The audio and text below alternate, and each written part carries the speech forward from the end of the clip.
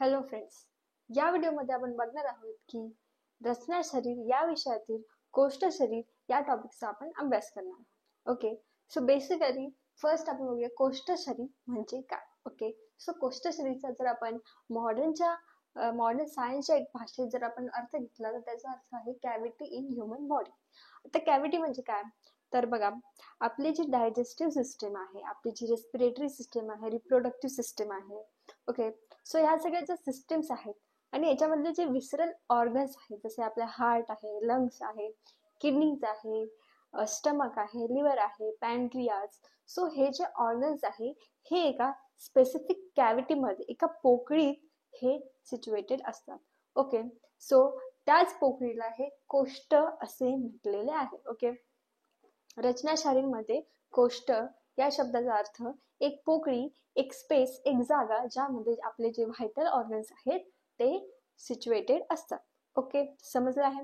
Okay, so आता आपण याची व्याख्या बघूया. ओके, सो बघा, स्थानान्य अवाग्नि पक्वाना मूत्रस्य रुधिरस्य च हृदय उंडुक फुफ्फुसच्च कोष्ठ इति अभिधीयते.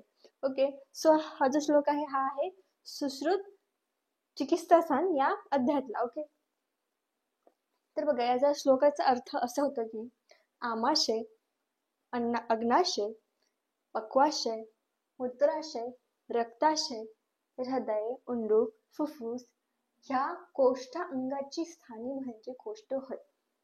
म्हणजे इथे याचा अर्थ असा होता की हे जे वरचे जे जितके पण नाव आहेत की आमाशय, अग्नाशय, पक्वाशय, रक्ताशय, हृदय, उंडूक, फुफ्फुस हे आहे कोष्ठाची अंगे. कोष्ठ अंगे म्हणजे काय तर ती जी कॅव्हिटी आहे, तो जो कोष्ठ आहे त्यामध्ये सिच्युएटेड असलेले ऑर्गन्स त्याला कोष्ठ अंगे असे म्हणतात. ओके, सो बेसिकली हे जे कोष्ठ अंग आहेत तर यांची जी स्थाने आहेत, त्यांची जी स्थाने आहेत तर त्याला आपण कोष्ठ असे म्हणतो. समजलं? म्हणजे विसरल ऑर्गनचा जे लोकेशन आहे, जिथे ते राहतात, जिथे ते स्थित आहे त्यालाच त्या स्पेसला कोष्ठ असे म्हणतात. Okay, done. तर बघा आता याचे जे अंग आहे, कोष्ठाचे जे अंग आहेत म्हणजे आपल्या बॉडीमध्ये डिफरंट कॅव्हिटीज आहेत. ओके, सो त्याच्यावर जे आचार्य आहेत आपले, ओके, सो त्यांनी डिफरंट कोष्ठ अंगे सांगितले आहेत. म्हणजे काय केलं आहे की काही आचार्यांनी फक्त एक मेन कोष्ठ अंगे सांगितले. ओके, जसं काही हृदय, फुफ्फुस, ठीक आहे, किडनीज. पण काहींनी एकदम छोट्या पासून तर लार्जेस्ट पर्यंत ऑर्गन्स हे सिच्युएटेड केले आहेत. तर त्याच्यापैकी तर त्याच म्हणून बघा चरकांनी 15 कोष्ठ अंगे सांगितले आहे. ओके, कोष्ठ अंगे, नॉट कोष्ठ, इथे कन्फ्युजन नाही झालं पाहिजे. ओके, सो चरकाचार्यांनी 15 कोष्ठ अंगे सांगितले आहे, सुश्रुतांनी 8 कोष्ठ अंगे सांगितले आहे, अष्टांग हृदयांनी 11 कोष्ठ अंगे सांगितले आहे, तर अष्टांग संग्रह आणि हृदय ओके डिफरंट आहे. सो अष्टांग हृदयांनी 8 कोष्ठ अंगे आपल्याला टोटल सांगितलेले आहे रचना शरीरानुसार. ओके, हे क्लिअर झालं. आता ते पर्याय बघा, कोष्ठाचे पर्याय आहेत. ओके, हे कोष्ठाचे पर्याय काय आहे? महास्त्रोतस. ओके, महास्त्रोतस, महा म्हणजे लार्ज, स्त्रोतस मीन्स पोकळी. ओके, त्याला आपण महास्त्रोतस म्हणू शकतो. त्यानंतर शरीरामध्ये ओब्वियसली मोस्ट ऑफ जो स्पेस आहे आपल्या बॉडीचा तो आपल्या शरीराच्या सेंटरला आहे. ओके, आपली जी डायजेस्टिव्ह सिस्टम आहे शरीराच्या सेंटरला मोस्ट ऑफ द केसेस मध्ये ऑक्युपाइड आहे आपल्या बॉडीमध्ये. तर ती एक आपल्या शरीराच्या सेंटरला आहे म्हणून शरीरामध्ये हे देखील त्याला नाव पडलं आहे. नंतर महानिम्न म्हणजे महानिम्न सुद्धा त्याला म्हणतात. आणि आमपक्वाशय, आमपक्वाशय का तर जे मोस्ट ऑफ दी स्पेस आहे ओके ती कशाने ऑक्युपाइड केलेली आहे? आमाशय आणि पक्वाशय. आमाशय म्हणजे आपलं जे स्टमक आहे आणि पक्वाशय म्हणजे आपलं जे ॲब्डोमेन आहे. ओके, सो यांनी मोस्ट ऑफ दी आपल्या बॉडीचा स्पेस ऑक्युपाइड केलेला असतो. सो दॅट्स वाय त्याला कोष्ठला हे देखील नाव हे पर्यायी नाव दिलेलं आहे. Okay, done. सो आता आपण बघणार आहोत कोष्ठ अंगे. सो जे रचनाशरीचं जे बुक आहे जे मी तुम्हाला सांगितलं होतं 3 केसचं बुक मी फॉलो करते, त्याच्यामध्ये याची इतकीच इन्फॉर्मेशन आहे कोष्ठाची. आणि त्यानंतर तिथे कोष्ठाची अंगे म्हणजे ते जे कोष्ठ आहे त्यामध्ये जो स्पेस आहे त्यामध्ये जे विसरल ऑर्गन्स आपले असतात तर त्याची इन्फॉर्मेशन तिथे दिलेली आहे. ओके, सो आपण कोष्टांगे सुश्रुताप्रमाणे बघणार आहोत. ओके, कोणाप्रमाणे? सुश्रुताप्रमाणे. किती सांगितले? 8. ओके, सो एवढेच आपण इथे बघणार आहोत या श्लोकाप्रमाणे. ओके, सो बघा, सर्वात पहिले आपण कोष्टांगे घेऊया. वृक्क. वृक्क म्हणजे काय तर किडनीज. ठीक आहे, मॉडर्न सायन्स मध्ये वृक्कला किडनीज असे म्हणतात. ओके, सो आणि हे लक्षात ठेवा, हे जे आहे ना कोष्ट, हे मेनली MCQ मध्ये जास्त विचारला जातो. तुमचे जे पिरियडिक असेसमेंट असतात, PA असतात, ओके, त्याच्यामध्ये विचारतात ऑब्विसली. ओके, ते कसं विचारतात तर श्लोक श्लोक विचारतात आणि याचे ऑप्शन असतात वृक्क, हृदय, नाभी, अस्थि. ओके, सो असं आपल्याला इथे MCQ हा येऊ शकतो. आणि याच्यामध्ये सुद्धा युनिव्हर्सिटीमध्ये सुद्धा MCQ येणार, नक्कीच येणार कोष्टामधून. आणि त्याचा SCQ 5 मार्कांचा हा येऊ शकतो, कोष्ट प्लस आशय असा म्हणून. ओके, बघा आता वृक्क. वृक्क म्हणजे काय तर किडनीज. सो किडनीजची उत्पत्ती. उत्पत्ती म्हणजे त्याचं फॉर्मेशन. ओके, कसं होतं? रक्तमेद प्रसादात वृक्को. रक्तमेद प्रसादात वृक्को. हा कशातला श्लोक आहे? सुश्रुत शारीर स्थान, अध्याय 4, सूत्र 31. ओके, सो हा सुश्रुतांनी सोडलेला आहे. त्याचा आहे रक्तमेद प्रसादात वृक्को. म्हणजे काय तर रक्त म्हणजे आपलं ब्लड, व मेद. मेद म्हणजे आपली जी फॅट आहे, चरबी म्हणू शकतो आपण त्याला, मेद, यांची या दोघांच्या प्रसाद भागापासून निर्मिती.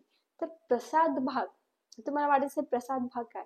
सो ओके, सो हे जे टर्मिनॉलॉजी आहे प्रसाद भाग, हे जे आहे आपल्याला फिजिओलॉजी मध्ये म्हणजे आपल्याला क्रियाशरीर मध्ये त्याचं डिटेल एक्सप्लेनेशन आहे. ओके, मी तुम्हाला इथे ब्रीफ मध्ये सांगते प्रसाद भाग म्हणजे काय.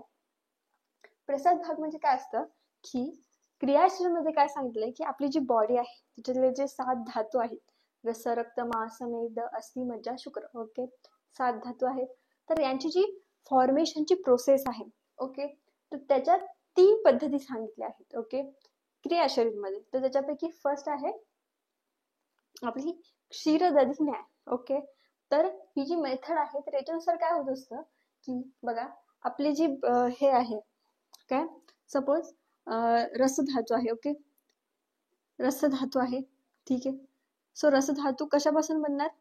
आपण जे फूड, ओके, जे फूड आपण इनटेक करतो त्याच्यापासून रसधातू हा बनतो. ओके, देन त्याच्यानंतर रसधातू नंतर रक्तधातू हा फॉर्म होणार. ओके, कोणता होणार? रक्तधातूचं फॉर्मेशन हे होणार. म्हणजे क्षीरदधी न्याय याच्यानुसार काय आहे तर रसापासून रक्त, रक्तापासून रस, रक्त, अस्थि, मज्जा, शुक्र असे सिरियली जे धातू आहे त्यांचं फॉर्मेशन होईल असं क्षीरदधी न्यायाने सांगितलं आहे. ओके, सो पण मग आता ह्याचं जे फॉर्मेशन हे होत असतं. ओके, मग ते कसं होतं, जो आपलं फूड आहे, ठीक आहे, तर फूड मधून एक आहार रसधातू तयार झाला.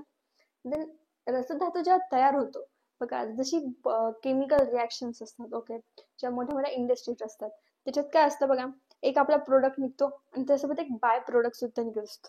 ओके, आपण केमिस्ट्री मध्ये शिकलेलोच आहोत, 10th मध्ये सुद्धा होतं, 11th 12th मध्ये सुद्धा होतं. ओके, सो बघा, जेव्हा रिॲक्शन होते तेव्हा त्याचे 2 हे प्रोडक्ट्स निघतात. एक आपला वेस्ट प्रोडक्ट असतो आणि जो मेन आपल्याला प्रोडक्ट पाहिजे असतो, डिझायर्ड प्रोडक्ट तो. ओके, बघा, जसं केमिकल रिॲक्शन मध्ये प्रेसिपिटेट सुद्धा निघत होता आणि केमिकल सुद्धा वेगळा निघत होता, तसंच आपण बघू शकतो. सो जो आपल्याला धातू पाहिजे आहे, जो डिझायर्ड जो प्रोडक्ट आहे तो नंतर रक्तधातू बनतो. ओके, म्हणजे रसधातू सोबत रिॲक्शन होते रस अग्नीची, तेव्हा रक्तधातू बनतो. ओके, आणि त्याच्यासोबत जो बाय प्रोडक्ट असतो म्हणजे जो वेस्ट मटेरियल असतं ते असतं त्याचं किट्ट भाग, त्याला किट्ट भाग म्हणतो. ओके, कोणता भाग असतात? एक प्रसाद भाग आणि एक किट्ट. ओके, बघा, 2 भाग बनतात, एक प्रसाद भाग आणि एक किट्ट भाग. म्हणजे काय? हे म्हणजे आपला जो डिझायर्ड प्रोडक्ट आहे तो, आणि किट्ट भाग म्हणजे वेस्ट प्रोडक्ट आहे तो. ओके, एवढं कळलं. सो रसधातूपासून प्रसाद भाग बनेल. ठीक आहे, प्रसाद भाग म्हणजे काय तर रक्त पोषक अंश, म्हणजे ज्याने रक्तधातूची निर्मिती होईल, छोटे छोटे एक मॉलिक्यूल समजा आपण रक्तधातूचे. सो हे बनतं. आणि किट्ट म्हणजे वेस्ट, एक ठीक आहे दोष असतो तो एक. ओके, सो हे बनतं. तर त्यालाच प्रसाद भाग म्हणजे काय तर युजफुल भाग. सो तर मग रक्त, मग आता रक्ताचं रक्त बनलं तर वापस रक्त अग्नीसोबत रिॲक्शन होईल तर त्याचा प्रसाद भाग निघेल आणि किट्ट भाग निघेल. ओके, सो जो रक्तापासून प्रसाद भाग निघेल तो, आणि डबल प्रसाद भागा मग रक्त मांस मेद, ठीक आहे, मेद धातू बनेल. मग जो मेदाचा सुद्धा जो प्रसाद भाग असेल तो, म्हणजे या दोघांचे जे प्रसाद भाग असेल तर त्याच्यापासून जेव्हा ते एकत्र येतात तेव्हा वृक्क म्हणजे किडनी या ऑर्गनची निर्मिती होते. ओके, ही सगळी प्रोसेस आहे. थोडीशी कॉम्प्लेक्स वाटली असेल, मी क्रियाशैलीमध्ये ही तुम्हाला एकदम इझिली ती समजून देईल. ओके, फक्त लक्षात ठेवा की जो युजफुल प्रोडक्ट आहे तो म्हणजे प्रसाद भाग. ओके, सो रक्ताचा युजफुल प्रोडक्ट प्रसाद भाग आणि मेदाचा प्रसाद भाग यांचं जेव्हा एकत्रीकरण होतं तेव्हा किडनीज या तयार होतात. ओके, नंतर आहे संख्या. ऑब्विसली किडनी किती असतात बॉडीमध्ये? 2. ओके, तर ते कुठं काय काय असतात? लेफ्ट आणि राईट, म्हणजेच दक्षिण आणि वाम. ओके, नंतर आता त्याचं स्थान बघूया, कुठे सिच्युएटेड असतात. एक वृक्क वाम जागी आणि दुसरे दक्षिण पार्श्वभागी स्थित. म्हणजे काय? Obviously left right kidneys. तसंच त्यांनी सांगितलं की एक वृक्क वाम म्हणजे काय तर आपले हे लेफ्ट साईड. ओके, जी लेफ्ट साईडची किडनी असते ती थोडीशी फॉरवर्ड असते. ओके, आणि थोडीशी अपवर्ड असते म्हणून ती वाम साईडला. आणि जी दक्षिण पार्श्वभागी म्हणजे काय तर मागच्या साईडने, म्हणजे जी राईट वाली असते ती मागच्या साईडने असते आणि डाऊनवर्ड असते. सो दॅट्स वाय त्याला दक्षिण किडनी म्हटले आहे, म्हणजे दक्षिण पार्श्वभागी. आणि हे वाम भागी अशा 2 किडनी ह्या सिच्युएटेड असतात. ओके, त्यांना आहे स्त्रोतस. आता स्त्रोतस म्हणजे काय तर आपल्या बॉडीमध्ये जसे हे कोष्ट आहे तशाच कोष्ट म्हणजे जास्त मोठ्या पोकळ्या अगले. ओके, बट स्त्रोतस म्हणजे काय तर एकदम बारीक अशा पोकळ्या, जसं की आपण बघू शकतो आपल्या व्हेन्स असतात. ओके, त्याच्या टाईपमध्ये एक आपल्याला बॉडीमध्ये पोकळ्या असतात असं आयुर्वेदाने सांगितलं आहे. ओके, सो त्याला स्त्रोतस असे म्हणतात. ओके, सो बघा स्त्रोतस कोणता समज आहे की मेदोवह स्त्रोतसाचे मूलस्थान वृक्क आहे. म्हणजे जो मेदोवह म्हणजे ज्या स्त्रोतसामध्ये मेद धातूचे वहन होते त्याला मेदोवह स्त्रोतस म्हणतात. मग त्याचे जे मूलस्थान म्हणजे जिथून स्टार्टिंग पॉइंट तर तो आहे वृक्क म्हणजेच किडनी. ओके, समजलं एवढंच त्याच्यामध्ये आपल्याला वृक्कामध्ये लिहायचे आहे इन्फॉर्मेशन. ओके, ते नंतर आपण पुढचे बघूया कोष्ठांग.